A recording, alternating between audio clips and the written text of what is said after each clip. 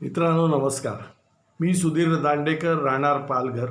आज दिनांक 22 ऑक्टोबर 2020. इतिहासावर बोलू काही या माझ्या मालिकेतला 9वा भाग मी आपल्यापुढे सादर करत आहे. आणि या भागाचा विषय आहे भारतीय संस्कृतीच्या विश्वव्यापी पाऊलखुणा. माझी आपल्याला एक विनंती आहे की हा विषय ऐकताना किंवा त्याच्यानंतर तुम्ही इराण ते इंडोनेशिया हा भाग ज्याच्यात दाखवलेला असेल असा नकाशा आपल्या डोळ्यासमोर ठेवा किंवा आपल्याजवळ ठेवा. म्हणजे मी जो विषय आपल्यापुढे मांडतो आहे तो कळणं आपल्याला खूप सोपं होईल. तेव्हा आता आपण इराणपासून सुरुवात करूया. इराण या देशाचं जुनं नाव होतं पर्शिया. आणखीन त्यांची भाषा होती फारसी. आता फारसी भाषेबद्दल तुम्हाला एक सांगायचा मुद्दा एवढाच आहे की आज आपल्या हिंदुस्थानात इंग्रजीचे जे स्थान आहे तेच एकेकाळी म्हणजे मध्ययुगीन काळामध्ये फारसी भाषेचं होतं. म्हणजे आजसुद्धा अनेक फारसी शब्द मराठी भाषेत आहे. त्याच्याविषयी आपण नंतर कधीतरी बोलू. तर पर्शियावरूनच फारसी हा शब्द तयार झाला. आणि मुस्लिम आक्रमणामुळे जे लोक भारतात पळून आले ते पर्शियामधून आले म्हणून आपण त्यांना पारशी म्हणायला लागलो. आता या पारशांचा धर्म जो आहे तो झोराष्ट्रियन धर्म आहे. आणि या झोराष्ट्रियन धर्माचं जो मूळ ग्रंथ आहे त्याचं नाव आहे झेंद अवेस्ता. आता झेंद अवेस्ता या धर्मग्रंथाची जी भाषा आहे ती भाषा आणि संस्कृत भाषा ह्याच्यात कमालीचं साम्य आहे. म्हणजे भाषेमध्ये तर साम्य आहेच, पण या झेंद अवेस्ता या धर्मग्रंथात ज्या देवतांचं वर्णन केलेलं आहे त्या देवतासुद्धा वैदिक धर्मातल्याच जवळजवळ वैदिक धर्मातल्याच आहेत. म्हणजे त्यांची जर नावं मी तुम्हाला सांगितली तर जरा थोडंसं तुम्हाला आश्चर्य वाटेल. ते म्हणजे कसं की सूर्य याला एक संस्कृतमध्ये मित्र हाही एक शब्द आहे. तर मित्राला ते म्हणजे झेंद अवेस्तामध्ये त्याचं उच्चार मित्र असा केलेला आहे. वरुण या वैदिक देवतेला ते वरेण म्हणतात. यम या वैदिक देवतेला ते यिम म्हणतात. आणखीन सरस्वतीला हरहैवती असं म्हणतात. विवस्वानला ते विवहवंत असं म्हणतात. असुर याच्याऐवजी ते आहुर म्हणतात. आपण ज्याला देव म्हणतो त्यांना ते दैव म्हणतात. म्हणजे एकूण सांगण्याचा मुद्दा की थोडासाच म्हणजे सच्या जागी ह असा जर तुम्ही हे वापरला तर तो म्हणजे जुन्या झेंद अवस्थामधलं नाव तयार होतं. खरं म्हणजे आपल्याला ते हिंदू का म्हणजे आपल्याला जे हिंदू नाव पडले आहे ते पर्शियन लोक आपल्याला सिंधू नदीच्या पलीकडे किंवा सिंधू नदीच्या काठी राहणारे जे लोक ते हिंदू, कारण सच्या जागी परत ह म्हणून ते सिंधूला हिंदू म्हणायचे. आणखीन सप्त सिंधूला ते हप्त हिंदू म्हणायचे. तर सांगण्याचा मुद्दा एवढाच आहे की झेंद अवेस्तामधली भाषा आणि संस्कृत आणि देवता हे सगळं बघितल्यानंतर हे दोन्ही गोष्टी एखाद्या जुळ्या भावंडांसारख्या असाव्यात असं वाटायला लागतं. 1935 साली पर्शिया हे नाव बदलून इराण हे नाव ठेवलं गेलं. आणि इराण या शब्दाचाच अर्थ असा आहे की लँड ऑफ आर्यन्स. आणि इराणचा जो शेवटचा राजा किंवा त्यांच्या दृष्टीने शहा मोहम्मद रजा पहलवी याचं एक टायटल होतं, ते होतं आर्यमेहेर. हा आर्यमेहेर शब्द हा आर्यमिहीर या शब्दाचा अपभ्रंश आहे. म्हणजे इराणी भाषेमध्ये मेहेर याचा अर्थही सूर्य आहे आणि आपल्या इथे मिहीर याचा अर्थही सूर्य आहे. तेव्हा आर्यमेहेर म्हणजे आर्यांमधला सूर्य. तेव्हा ही जी काही भारतीय संस्कृतीच्या जे काही थोडे थोडे अवशेष राहिलेत ते मी तुम्हाला दाखवतोय. आणखीन एक तुम्हाला एक खास साम्य तुम्हाला सांगतो. इराणचा जो भाग कास्पियन समुद्राला लागून आहे त्या भागावरती 3 शहरं आहेत. त्या शहरांची नावं आहेत रुतसर, रामसर आणि शहासर. आता आपल्या इथे सर, आपल्या गावांच्या नावामध्ये सर असलेली सुद्धा काही गावं आहेत. हे गावाच्या पुढे किंवा शेवटी, म्हणजे गावाच्या नावाच्या शेवटी जेव्हा सर लागतं तेव्हा ते गाव एका सरोवराच्या काठी असलं पाहिजे असतं, आणि म्हणून त्याच्या सरोवराचा शॉर्ट फॉर्म जो सर आहे तो त्या ह्याच्यात लावला जातो, गावाच्या नावात ते ॲड होतं. म्हणून जसं आपल्याकडे अमृतसर, जे अमृत सरोवराच्या काठचं जे ते अमृतसर. आपल्या इथे दहिसरसुद्धा आहे आणि एकसरसुद्धा आहे. आता मुंबईजवळ दहिसरला तलाव कुठे आहे असं तुम्हाला प्रश्न पडेल, पण तिथे त्या मनपेश्वरची जी लेणी आहे ती तिथे लेणी आहेत. म्हणजेच एकेकाळी तिथे सरोवर किंवा मोठा तलाव असल्याशिवाय तिथे लेणी असणं शक्य नाही, आणि म्हणून त्याचं नाव दहिसर पडलं. तर सांगण्याचा मुद्दा हे आहे की कास्पियन समुद्राच्या काठावर जी 3 गावं आहेत, म्हणजे इथेही ते कास्पियन समुद्राला सरोवरसुद्धा म्हणता येईल, कारण ते पूर्ण गोड्या पाण्याचं नाही आहे, पण त्याची सॅलिनिटी खूप कमी आहे. ती जी गावं आहेत ते रुतसर, रामसर आणि शहासर. तर जे ती एक खूण आहे असं मी तुम्हाला, ते एक साम्य आहे. आणि रामसर येथे गेल्याच वर्षी पर्यावरणासंबंधी एक मोठी परिषद झालेली होती. आता आपण इराणच्या उत्तरेला एक अझरबैजान म्हणून देश आहे. म्हणजे कास्पियन समुद्र, आणखीन ब्लॅक सी किंवा काळा समुद्र यांच्या बेचक्यामध्ये 3 छोटे छोटे देश आहेत. अझरबैजान, अर्मेनिया आणि जॉर्जिया. याच्यातले 2 देश आता सध्या भांडत आहेत, त्यामुळे ती नावं तुमच्या डोळ्यासमोर आहेतच. तर हे तिन्ही देश एकेकाळी सोव्हिएट युनियनचे भाग होते, त्याच्यानंतर ते वेगळे झाले.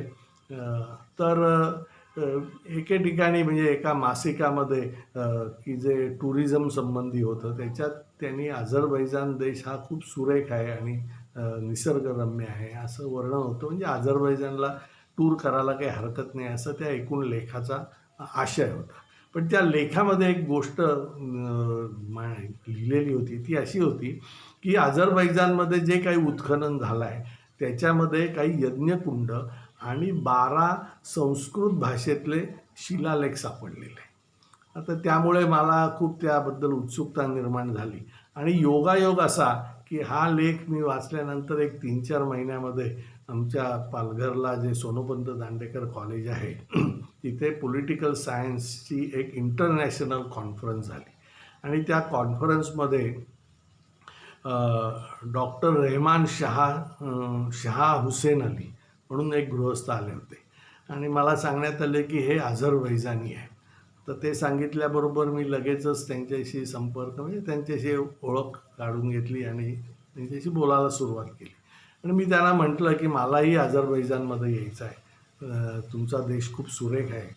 तर त्यांनी मला मिस्किलपणे विचारलं की तुम्हाला काय यायचं आहे. तर म्हटलं तुमचा देश सुरेख म्हणजे निसर्गरम्य आहेच, पण तिथे उत्खननामध्ये अशी संस्कृतच्या शिलालेख सापडलं असं माझ्या वाचनात आलं, आणि ते मला बघण्याची उत्सुकता आहे.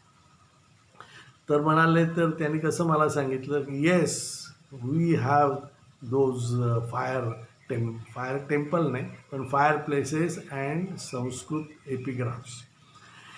आणि त्यांनी मग अगदी ठासून असं सांगितलं की वी हॅव प्रिझर्व्ड दॅट. म्हणजे त्यांना असं म्हणायचं होतं की इतर मुस्लिम राष्ट्रांसारखं आम्ही ते नष्ट केलेलं नाही आहे, आम्ही ते ठेवलेलं आहे. आणि त्यांनी मला आमंत्रण दिलं की तुम्ही जरूर या ते बघण्यासाठी.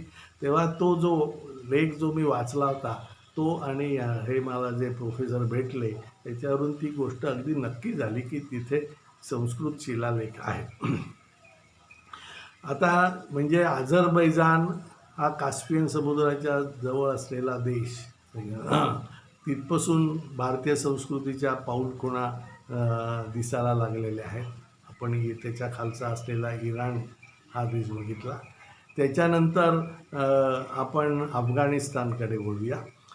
खरं म्हणजे अफगाणिस्तान हा मुघल साम्राज्याच्या अंतापर्यंत भारताचाच एक भाग होता. म्हणजे मुघल साम्राज्याचा अफगाणिस्तान एक सुभा होता, काबूल हा एक सुभा होता. 1747मध्ये ब्रिटिशांनी तो वेगळा केला आणि तो एक वेगळा देश झाला. आता साहजिकच आहे, भारताचाच तो भाग असल्यामुळे तिथे आपल्याला खूप पाऊलखुणा दिसणार आहेत. हे याच्यात काही आश्चर्य वाटण्याचं कारण नाही. तर तुम्हाला आश्चर्य वाटण्याची ही गोष्ट आहे की इसवी सनाच्या 3ऱ्या शतकापासून ते इसवी सन 870पर्यंत काबूलवरती बौद्ध आणि म्हणजे जे राजे होते ते काही बुद्ध धर्म अनुसरणारे होते आणि काही राजे हिंदू धर्म अनुसरणारे होते. म्हणजे इसवी सन 870पर्यंत काबूल आणि अफगाणिस्तानामध्ये हिंदू राज्य होतं असं म्हटलं तर तुम्हाला आश्चर्य वाटेल. शेवटचा जो हिंदू राजा होता जयपाल, त्याचा मोहम्मद गझनीचा आजोबा किंवा पणजोबा असेल, त्या सबक्तगीन, त्यांनी त्याचा इसवी सन 870मध्ये पराभव केला.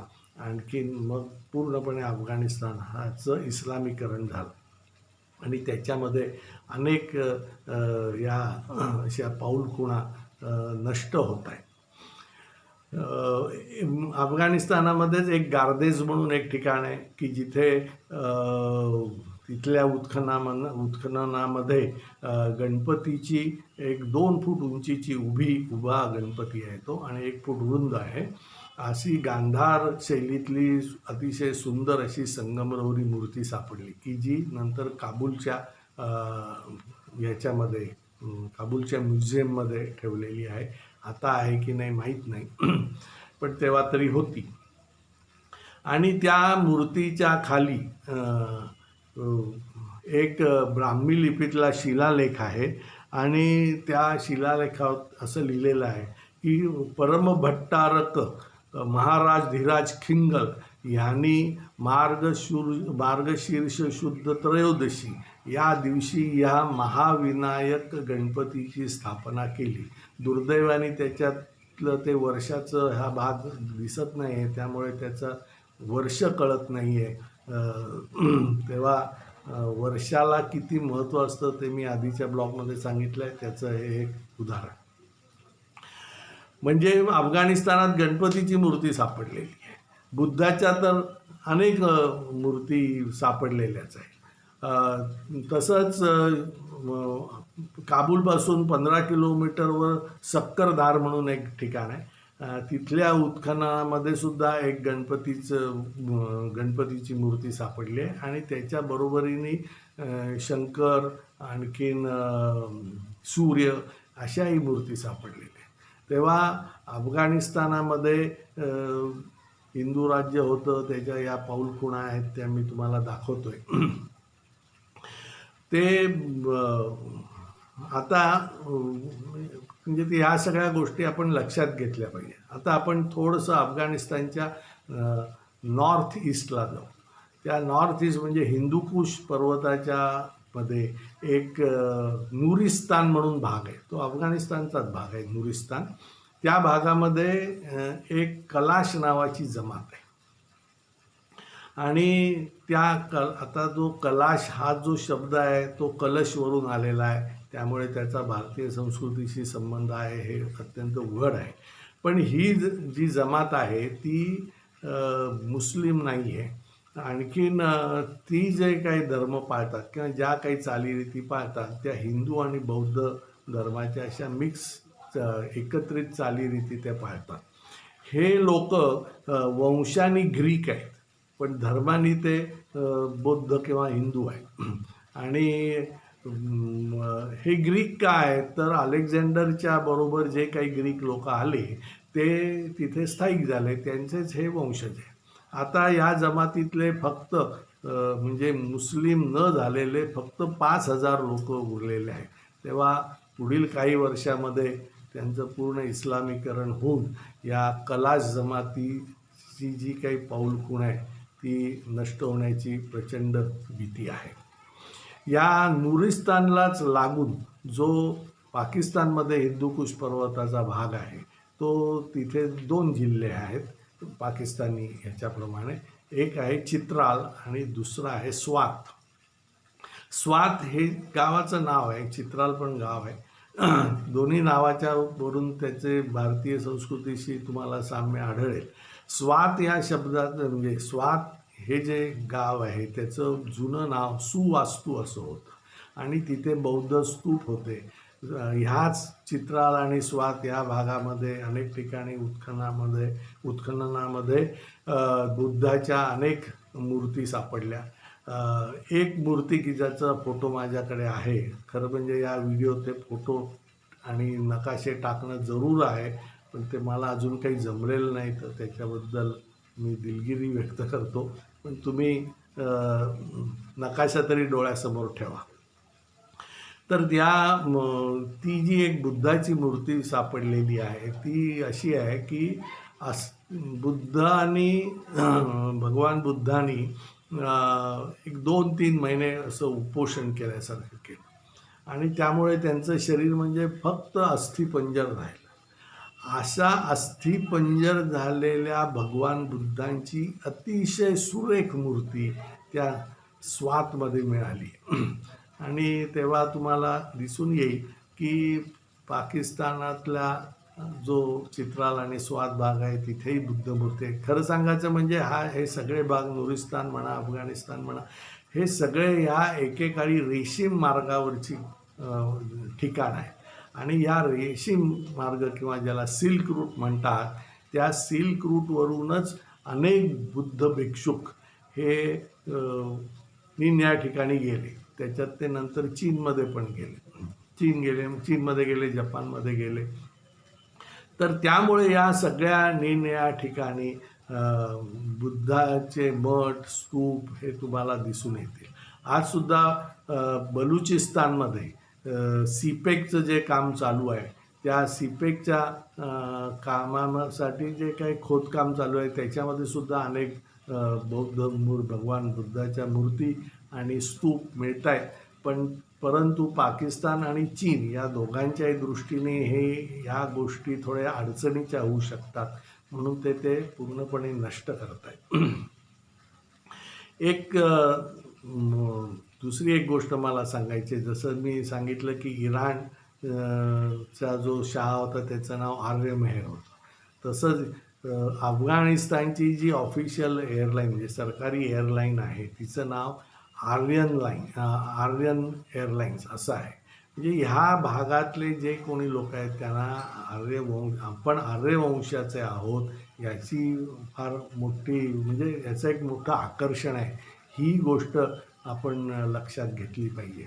म्हणजे रशियन गेल्यानंतर आणि तालिबान येण्याच्या आधी असा जो काही 2-3 वर्षाचा पिरियड गेला त्यामध्ये मोहम्मद नजीबुल्ला म्हणून त्यांचा प्रेसिडेंट होता आणि त्यांनी आपल्या भारतीय सांस्कृतिक मंडळाला म्हणजे सांस्कृतिक जे काय म्हणायचं मंडळ जे त्याला भेटायला गेलेलं होतं त्याच्याशी बोलताना तो काय म्हणाला की वेद हे अफगाणिस्तानातच लिहिले गेले आणि ते करणारे ऋषी हे युसुफजई पठाण होते असं तो म्हणतो आणि त्यामुळे मला हिंदुस्थानबद्दल खूप आकर्षण आहे वगैरे वगैरे आणि त्यामुळेच त्या एअरलाईनचं नाव हे आहे काय आर्यन एअरलाईन्स आणि त्याची जी पहिली फ्लाईट त्या नजीबुल्लाच्याच कार्यकारिणीत उडाली ती काबूलहून दिल्लीला आली, ती लाहोरला गेली नाही. हे मला मुद्दाम सांगा असं वाटतं.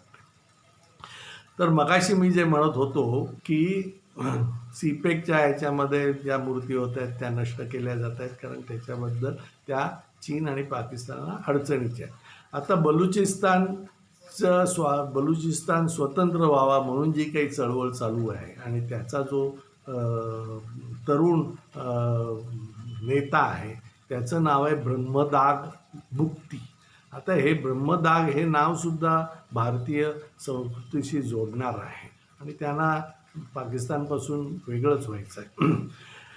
सांगण्याचा मुद्दा माझा शेवटचा एवढाच आहे की चीन काय पाकिस्तान काय हे अनेक मूर्त्या अवशेष नष्ट करू शकतात, पण लोकांच्या मनात असलेल्या आठवणी कुठचीच राजवट नष्ट करू शकत नाही.